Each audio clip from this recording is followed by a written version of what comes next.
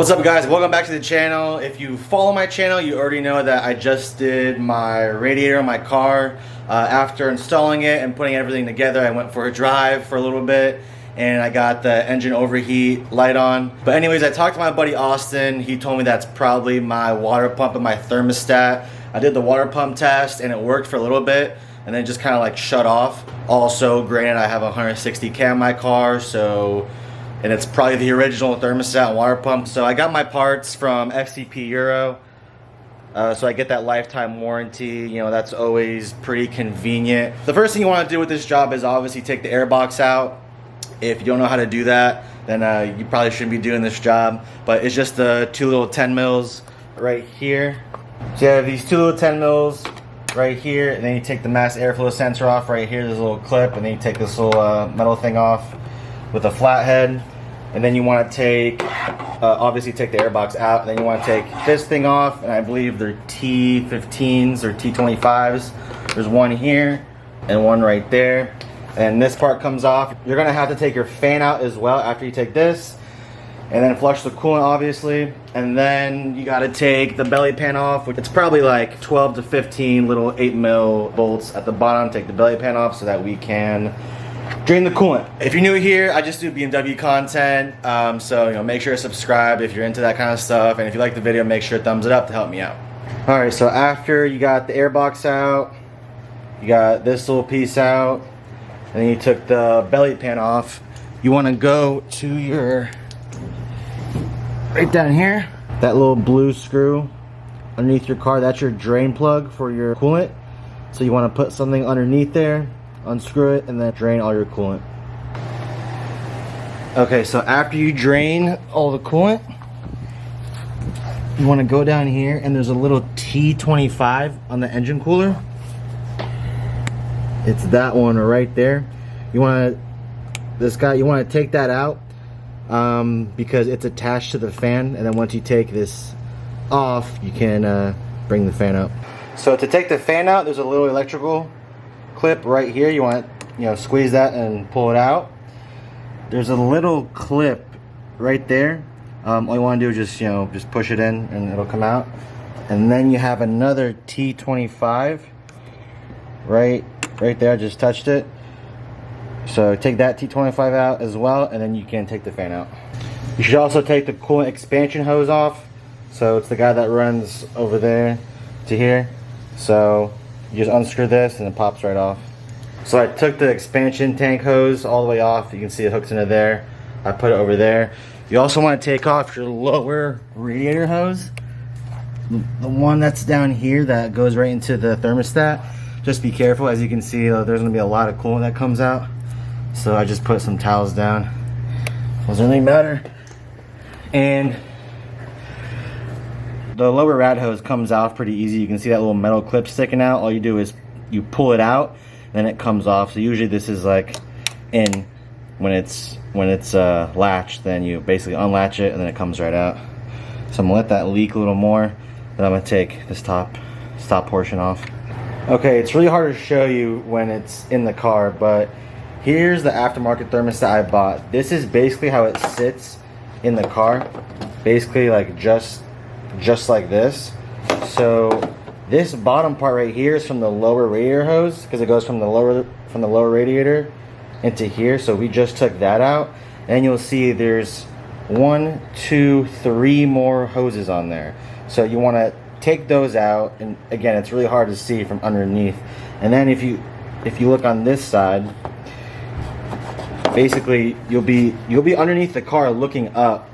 You'll see 2 little bolts. So you want to take these 2 out, and then you have a connector right here. Take the connector out, and then these 2 bolts out, and then you'll be able to take the thermostat off. Or actually don't take this one off, because this one uses into the water pump, and it just connects together. So once you unscrew the water pump, then everything will come off in one entire piece.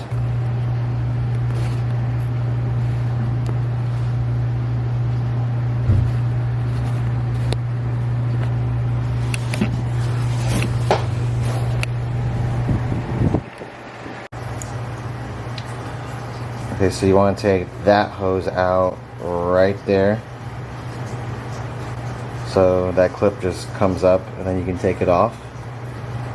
Okay, so back to this model. So we got this hose out, we got this hose out, we took these two guys out, and we took the little connector out. So basically this one right here, it's in such a tough place where I can't even get to the connector to unscrew it. It's really hard.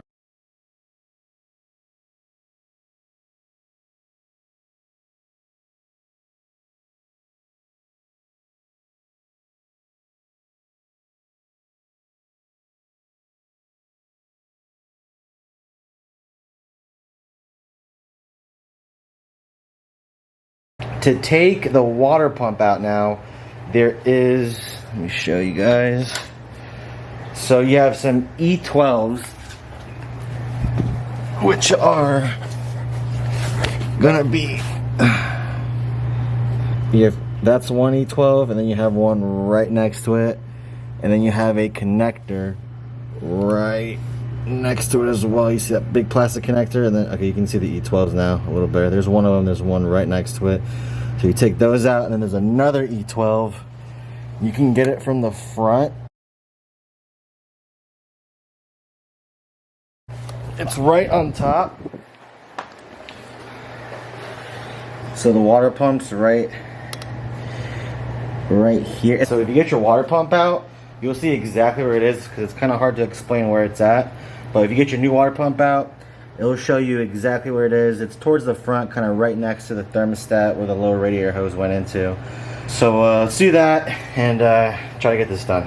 So I'm gonna take the sway bar off for just, I think I'll have better visibility on everything down here. So you take that bolt off, that one, and there's the same thing on the other side. So I'm gonna go ahead and do that and see if I can get to that rear hose on the thermostat. So from underneath the car, there is a hose that goes to the water pump. And so it's not, don't unscrew the one that's right in front of me. It's on behind it. My camera's having a hard time focusing on it. But I'm gonna zoom in when I edit. So it's the one right there. You're gonna wanna unscrew that with a flathead and then take that off.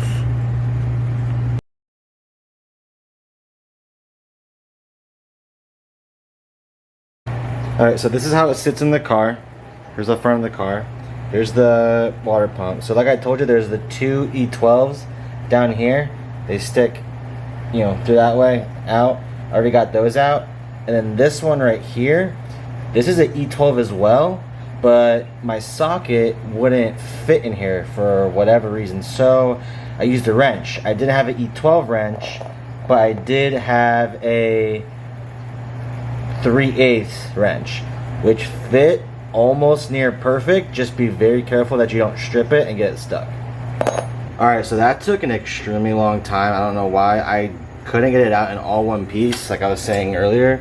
So this piece I actually took out first. I just screwed these little clamps off and I took that out. Then the hard part was getting this one off for whatever reason. So this is the front of the car, like the bumper, and this is kind of how everything sits. So this one came off pretty easy. There was a bunch of like weird black little debris in there. I don't know what that was, but this one was so hard to get from underneath.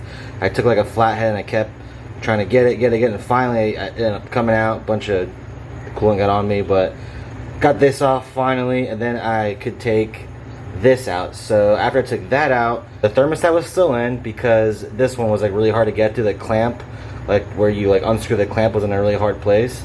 So after I took this out, I could bend this like a certain way, like up or whatever I did from underneath, and then I could unscrew the clamp and take it off. And then finally I took everything off. I hope that makes sense on camera. It made sense to me, but I got this stuff ready to go. So I'm gonna install these, basically reverse the process, and then I'm gonna bleed the coolant, where I'm gonna put the coolant in, do the bleed process. But yeah, let's do it. Alright, so I got it in. There's the new water pump, and then right next to it, you got the brand new thermostat.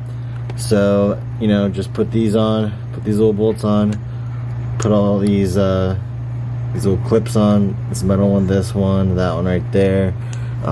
Here is the Torx right here. I guess the torque specs on these are like 8 foot-pounds. They're aluminum. Make sure your set comes with a brand new one. Don't reuse your old ones. Put all the connectors back in, obviously, and then you're pretty much set. And you put your lower radiator hose in, and your fan and all that, and then make